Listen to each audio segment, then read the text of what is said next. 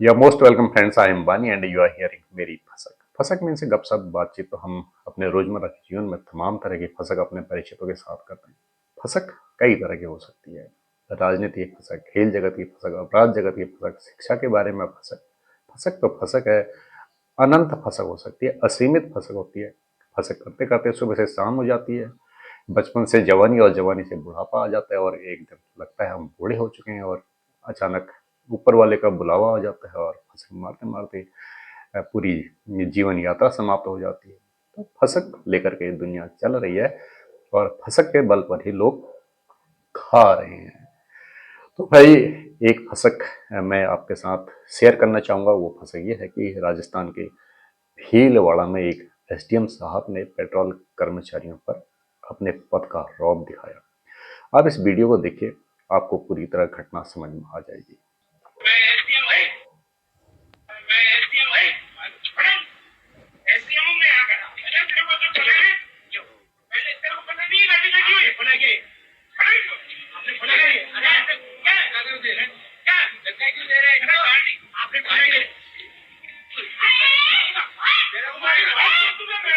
इस वीडियो में दिखाई दे रहा है जो एसडीएम साहब हैं। हालांकि पेट्रोल कर्मचारी क्या जानते हैं कि कौन एसडीएम है, कौन डीएम है, कौन पुलिस का ऑफिसर है। भाई सबके जो यूनिफॉर्म है, कपड़े हैं, वो तो नॉर्मल है, सिविलियन कपड़े पहन रखे हैं। इसमें कौन जानता है कौन कितने बड़े पद का आदमी है। वैसे यार जो जितने बड़े पद का आदमी होता है ना, उसे उतना विनम्र होना चाहिए। हमारे पहाड़ों में एक कहावत है, धाना बलड़ जस जस बड़ उस चुक, लेकिन मडुआ बलड़ जस जस बड़ उस वैसा वैसा वो खड़ा रहता है। जो धान की जो बाल होती है वो पेड़ के बढ़ने के साथ साथ और बाल में दाने लगने के साथ साथ वो नीचे को झुक जाता है। लेकिन जो मडुआ होता है उसकी बाल जो है ना वो ज्यादा फैलती है, वो और भी ज्यादा क्या स्ट्रांग हो जाती है। तो कहते हैं ना पद बढ़ने के साथ विनम्रता बढ़नी चाहिए। लेकिन यहाँ पर जो राजस्थान के किसी एक जिले के एसडीएम साहब है, पेट्रोल पंप कर्मचारियों पर इन्होंने अपने पद का रौब दिखाया और पेट्रोल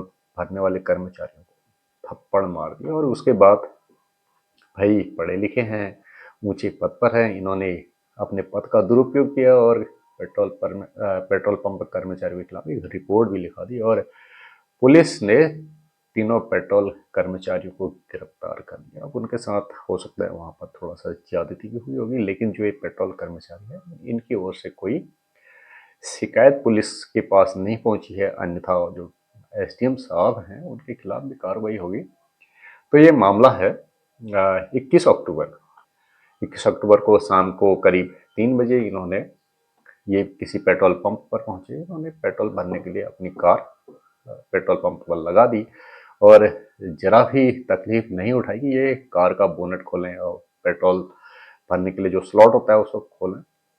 इन्होंने सोचा कि पेट्रोल पंप वाला जो कर्मचारी है ये सब उसकी जिम्मेदारी। इसी बीच पीछे से एक और कार आ गई और इन्होंने अपनी कार का पेट्रोल भरने वाला जो स्लॉट होता है वो नहीं खोला। तो एम्प्लॉइज भी यार उनके ऊपर भी प्रेशर होता है, उन्होंने वो पीछे वाली कार पर पेट्रोल फिल करना शुरू किया। तो आगे से छोटू लाल शर्मा जो खुद को एसडीएम बता रहे हुए उठी, बड़े रौब दौब से बड़े ताकत से अकड़ कर चले और पेट्रोल पंप के जो इम्प्लॉइज हैं उनके साथ उलझ गए। भाई मैं एसडीएम हूँ, आप मेरी गाड़ी में पहले पेट्रोल क्यों नहीं भर रहे हैं। तो एम्प्लॉयज को क्या पता कौन एसडीएम है, कौन डीएम है, कौन जनरल है, कौन सेनाध्यक्ष है। सब सिविलियन यूनिफॉर्म है, सिविलियन क्लॉथ्स में। तो ये एसडीएम साहब ने एक एम्प्लॉयज को थप्पड़ रख दिया। तो क्या था, एम्प्लॉयज ने भी, वो तो यंग था ना, जवान था और वो ज़्यादा सोचते विचारते भी नहीं है एम्प्लॉयज, उन्होंने भी इनको थप्पड़ रख दिया। अब यार क्या कदर रही, क्या इज्जत रही।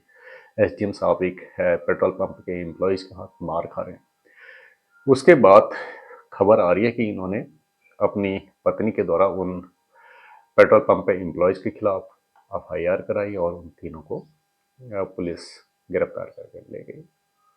भाई समाज है और लोग एसडीएम साहब के पेट्रोल पंप पे एम्प्लॉयज के हाथों थप्पड़ खाने की घटना की चर्चा कर रहे हैं और कह रहे हैं कि रौब झाड़ने के चक्कर में एसडीएम साहब थप्पड़ खा गए। एसडीएम साहब की वो एसडीएम है।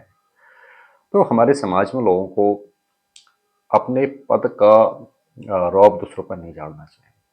हर कोई तो यार जो भी सैलरी मिलती है उससे अपना घर चला रहा है ना, दूसरे का थोड़ी चला रहा है। दूसरे को मैं एसडीएम हूँ, मैं डीएम हूँ, मैं पुलिस ऑफिसर हूँ, मैं ये हो गया हूँ, मैं वो हो गया, ऐसा कहने से यार दूसरे को क्या मिलता है? जो कुछ भी हो ना, आप अपने परिवार के लिए, अपने फैमिली के लिए, अपने रिलेटिव्स के लिए, सामने वाले के लिए तब तक आप कुछ भी नहीं हो जब तक आपकी सैलरी से उसको कोई बेनिफिट नहीं हो रहा है। और अब ऐसा होता भी नहीं है। बहरहाल रौब झाड़ने की आवश्यकता नहीं है। ये स्वतंत्र भारत का हर इक्वली रिस्पेक्टेबल है। तो एसडीएम साहब पिट गए भाई। उस एसडीएम साहब छोटूलाल शर्मा ने उनकी स्थिति सही रही होगी, माता पिता के पास उनको पढ़ाने के लिए पैसा होगा और उन्होंने पढ़ा।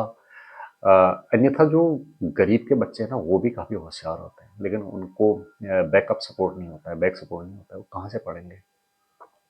तो जो गरीब के बच्चे हैं वो एक पढ़ाई छोड़ देते हैं, और जिनके माता पिता के पास थोड़ा सा उनको पढ़ाने के लिए पैसा होता है वो पढ़ते हैं और उनकी नौकरी लग जाती है।